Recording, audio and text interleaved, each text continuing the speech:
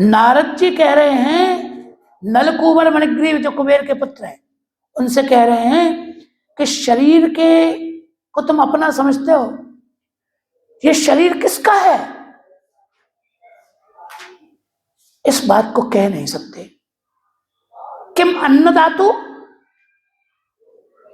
जो तुमको रोटी खिलाता है, जीविका देता है, रोटी देता है, वो व्यक्ति भी कहता है कि तुम्हारा शरीर मेरा है, हमारी रोटी खाते हो, हम रोटी देते हैं। निषेक्तु मातुरे बाबा, जिसने गर्भाधान किया है वो पिता कहता है कि हमारे बीज से शरीर उत्पन्न हुआ है, इसलिए शरीर मेरा है।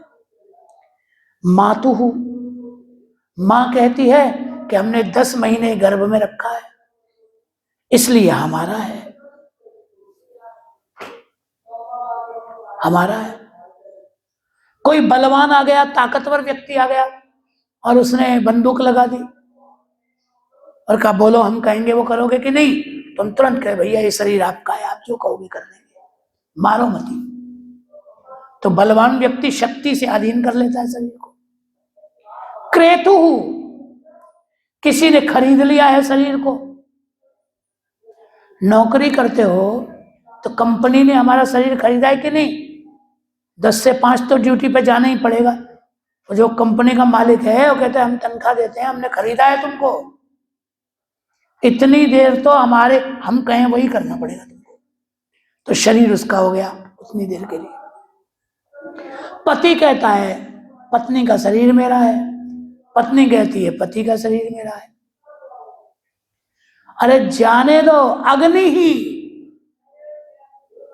देवता अग्नि तो देवता है, वो कहते हैं क्यों लड़ रहे हो शरीर के लिए, आखिर में तो हमारी गोदी में आएगा, ये शरीर चिता में जलेगा, हम ही खाएंगे इसको।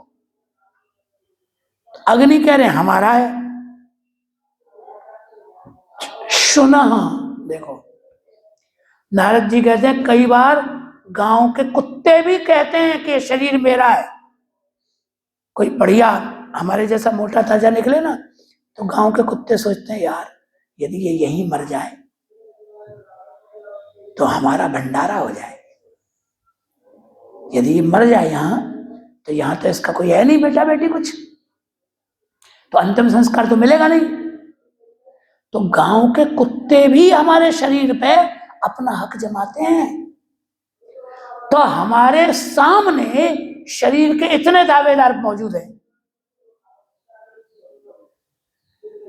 फिर ये शरीर को अपना कैसे कह सकते हैं?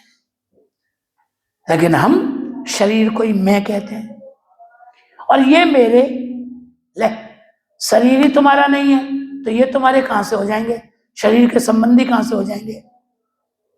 लेकिन ये बकवास करते हैं लोग, ये विकथनते। क्यों बकवास करते हैं? क्योंकि माया से मोहित हो गए हैं।